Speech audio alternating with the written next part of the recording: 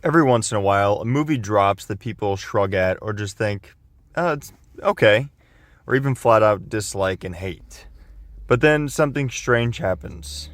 Time passes, expectations fade, new eras of filmmaking arrive, and suddenly these movies feel different. They feel stronger, smarter, and more relevant.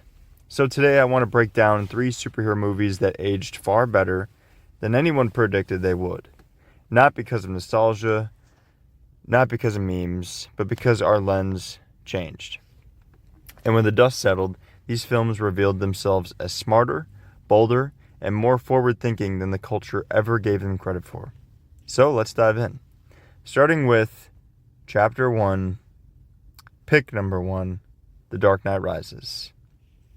When The Dark Knight Rises dropped in 2012, it lived in the shadow of The Dark Knight. And how could it not? Every conversation became, it's not as good, the plot is messy, the ending is confusing, Bane is Joker, and my personal favorite, that death scene sucked, which, can't lie, hard to argue that part. But, in my opinion, time has been incredibly kind to this film, and not by accident, and here's why. The film predicted the next decade of political conflict in a way.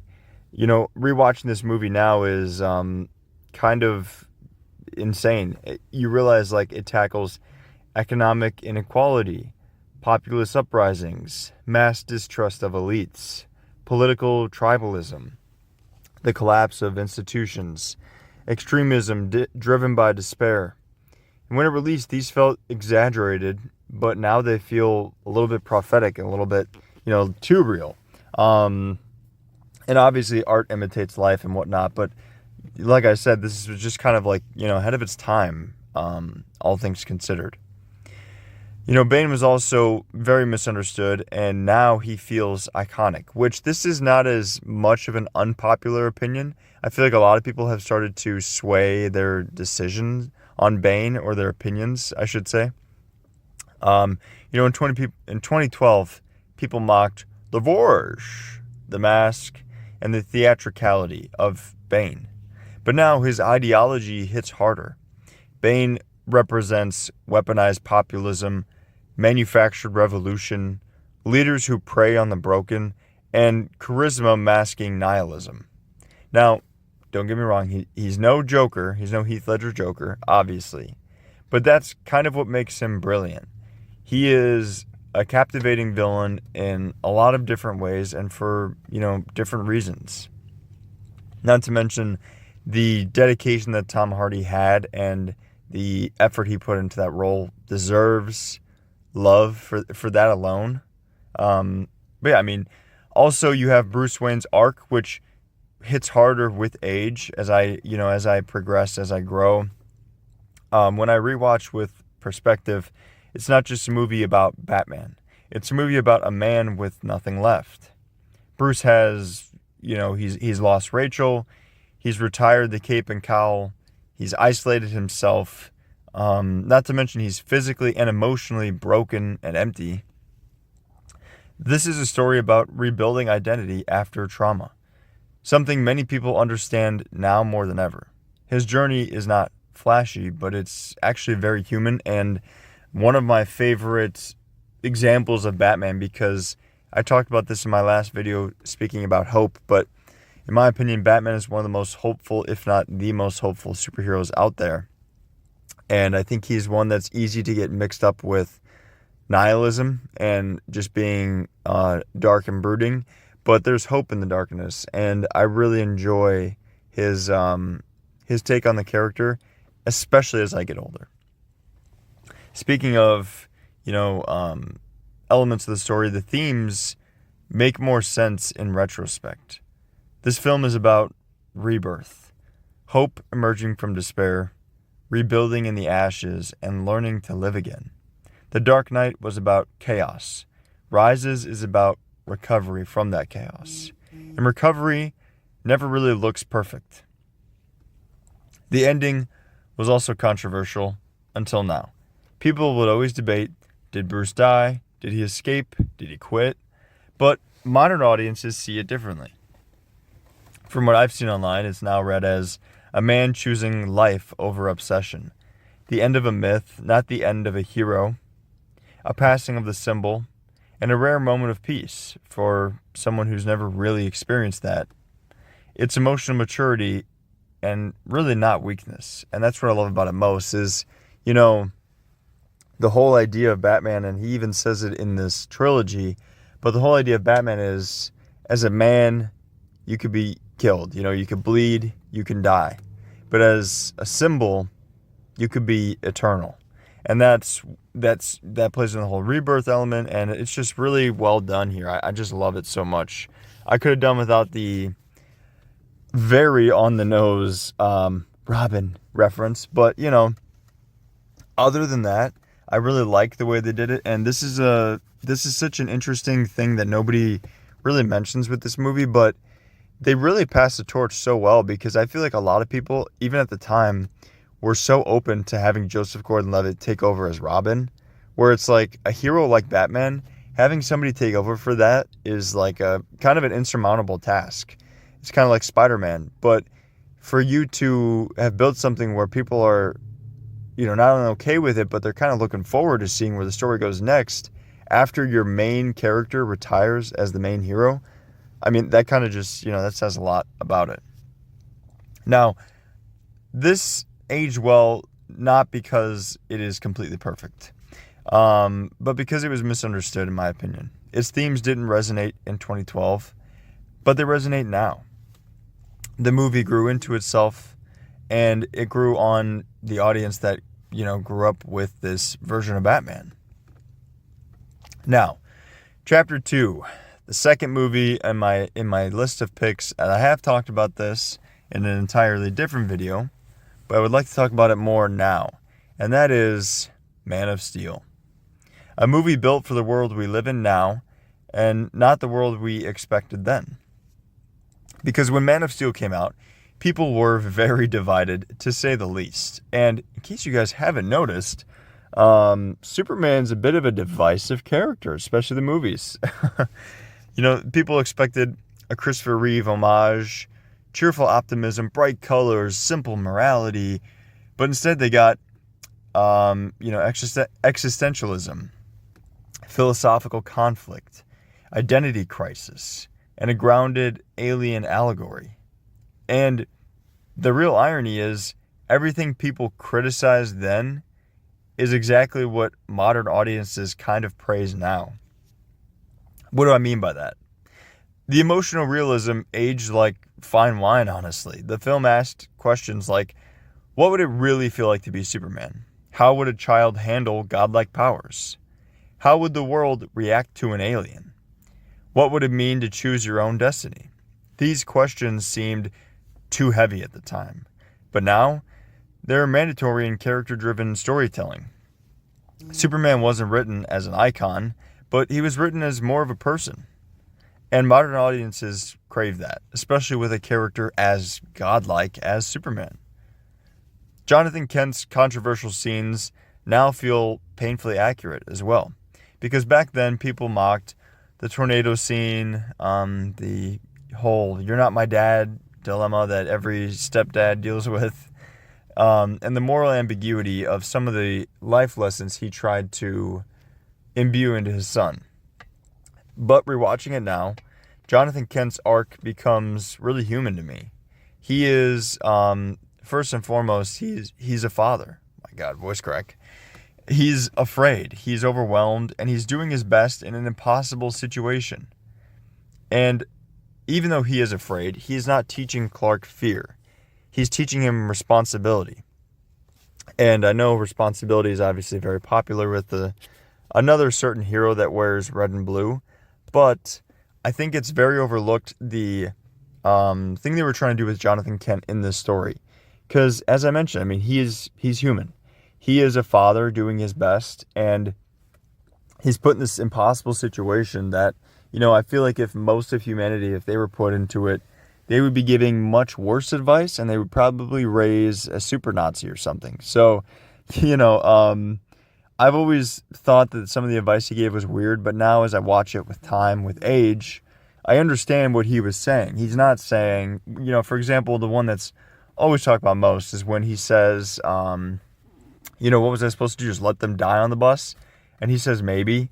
He's not saying maybe because he truly believes that those children deserve to die or that their lives meant less than Clark's secret. But he's saying, that's like the whole thing. It's like there's no like clear answer here, because if he lets them die, he would feel like and probably be an awful person. And his secret would be outed and his life would be flipped upside down and God knows what would happen to him. But, if he saves them, he also runs a risk of being caught, of being labeled a freak and all this other stuff. It's a very tough spot to be in. And I see a father doing his best. Whereas before I saw a guy just being, kind of an idiot. My opinion on Jonathan Kent in this movie has completely changed. Zod, however, has become one of the most layered villains in superhero cinema. I mean, he's been this way, in my opinion, since this movie came out. I feel like people have always enjoyed the character of Zod. At the time, though, some people did see him as generic. They saw him as a little bit too serious, too intense. But now he stands out because he had purpose. He had great tragedy. And he's the perfect ideological opposite of a character like Superman. His goal is honestly pretty logical, all things considered. And his downfall can be a little bit heartbreaking because he's not really completely evil. He's just loyal to a fault and blindlessly loyal. And that nuance really holds up in my opinion. Another thing that was heavily criticized was the action. Some people said, too much destruction, too chaotic, too loud. Well, after a decade of CGI, just feeling the same and weightless, this had some physicality to it. It was very impactful, very, kinetic. It had true consequences. It had emotion and stakes, and it felt like a real superhuman combat, which is something that I always laugh at people criticizing because they say, well, too much destruction. It's like, well, how do I put this? Maybe don't watch the Superman movie if you don't want to see destruction. Like, I don't know what to tell you. If two people that are, like, essentially invincible face off in a tight metropolitan city, there's going to be destruction. And this is a Superman that is based very much so in reality. And as much as I liked James Gunn's Superman, there's no evacuating the city in less than half a day, let alone less than a day. There's going to be lives lost. There's going to be destruction. And that's the beautiful thing about superhero movies, guys. We have so many of them that if you don't want to see this version of Superman, you could totally look at the Christopher Reeve one or like I said, the James Gunn one. If you want to see everyone get evacuated and all the squirrels and dogs get saved, you can totally have that. But in this one, I do appreciate the destruction because it would kind of be a really hypocritical thing to do to set it in such a realistic world and then say, well, everyone lived. No real deaths. And the buildings, they have some scratches in them and some dents, but you know what? Not too bad, honestly. No, that's not really how it would go. And finally, I want to talk about the film's themes and how they're more relevant now than ever. Themes like immigration metaphors, identity as a choice, cultural assimilation, the tension between hope and danger, and the pressure of expectations. These themes, they weren't broadly discussed in 2013, not like they are now, where they're a part of the cultural conversation. And Man of Steel wasn't made for then. It was made for now, in my opinion. Now, third and final pick. This one's going to drive some people a little bit nuts because I have shit on this movie. But when I was making this list, I went over purposefully a lot of movies. I rewatched a lot that I've hated. And I've rewatched some that I liked to see, how I feel about them. The third and final pick being The Amazing Spider-Man 2. Some people say this is a flawed masterpiece that outgrew its own backlash. I disagree. I don't think it's exactly that, but I also don't think it is just as bad as some people remember. Now, when this released, it was hit with criticism fatigue, confusion, franchise building, frustration, the whole works. But in the last decade, something huge has changed. Andrew Garfield's Peter Parker has become beloved, and deeply beloved at that. Not ironically either, not nostalgically, but authentically. And when people revisited the movie, they saw things they didn't notice before, or have not seen. Because what I've noticed is a lot of Andrew Garfield's fan base seems to be surprisingly younger. Like, a lot of it is kids that definitely would be growing up on Tom Holland's Spider-Man, but there's something about Andrew's where I think they're at that age where it's like, it just hits different than Tom's does. Not to mention there's definitely a lot of, older fans as well. But the Peter-Gwen relationship is one of the strongest stories or relationships in superhero film, in my opinion. I mean, what's her name? Emma Stone and Andrew Garfield's chemistry is obviously no secret in these two movies. And in this one, I feel like it's honestly amplified because they've been a couple and they have some time to kind of further that arc. And this is the heart of the movie. Not the action or the villains or the setup, but this relationship. Because it's natural, it's romantic, and charming, and grounded, and emotionally devastating. Emma Stone and Andrew Garfield have chemistry that hasn't been matched in the genre since, in my opinion. Modern superhero films rarely reach this level of intimacy. And when you have intimacy like this between your two main characters, it does a lot good for you because it makes people care.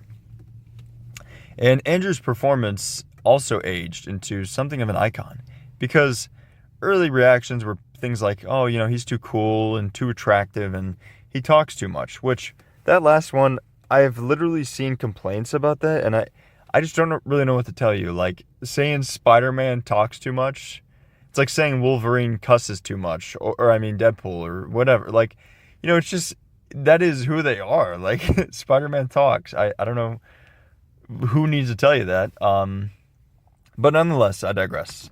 Because now audiences see vulnerability, they see passion, humor, guilt, loneliness, and genuine empathy. And they realize he feels real. And when No Way Home revealed how much pain he carried, this movie retroactively gained so much more emotional depth. And that's kind of what we were robbed of with The Amazing Spider-Man 3. We could have seen how much deeper the emotional weight of this movie went. But I will say I was very intrigued and very happy to get a little bit of a taste of that in No Way Home. It was very interesting to say the least.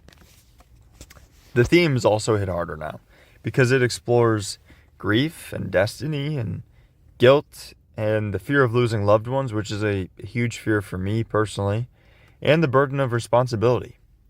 These themes weren't properly appreciated at the time, but now they're recognized as mature and emotional writing, which some find surprising in a Spider-Man movie. And speaking of surprising, Gwen's death was actually handled with a lot of beauty. Because, yes, it is tragic, but it's not cheap either. The framing, the sound design, the silence especially, and the build-up, all of it creates one of the most powerful scenes in superhero cinema. And its emotional fallout became one of the most validated arcs in No Way Home. When we get to see Andrew rescue MJ, and he catches her, and they just have that moment together. I mean, seriously, if you know the history of his character, you cannot watch that and not get, or feel at least, emotional. But the film's flaws now feel less important than its heart, and that's why I put it here. Because yes, it's messy, it is overstuffed, and it is studio mandated to the fucking max. But it's also very courageous and emotional, visually unique, anchored by two phenomenal performances, and filled with sincerity. Today, sincerity matters to me more than perfection. And this movie embodies that, and I can really appreciate that. Now, my opinion on that may change, but for the time being, that is my honest opinion on this movie now. But with that being said, I mean, time changes everything. Sometimes a movie is released into the wrong cultural moment. Sometimes expectations can bury the nuance in the movie. And sometimes people don't notice the heart of a film until years later. But revisiting these films now shows something important. Ambition ages better than safety.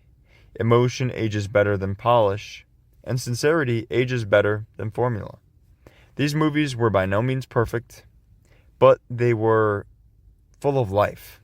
And that makes them timeless in a way nobody expected, myself included. Now, that is what I have to say about these. But again, it's just my opinion. So let me know what you think in the comments down below. Do you like these picks? Do you, disagree? And if so, why not? What would your picks be? Because obviously with superhero movies, there are so many that you could put on here. And that's why I limited myself to 3 because, otherwise this video would be 2 hours long. I'd be covering like my top 10 or top 15. But, here we are. If you stuck around this long, I do appreciate you guys, listening to what I have to say. It's crazy to me that even, one person cares about what I have to say, but it also does mean a lot because it means I get to slowly build this community that I've wanted to for so long. So I hope you guys enjoyed it. And until next time, I'll see you.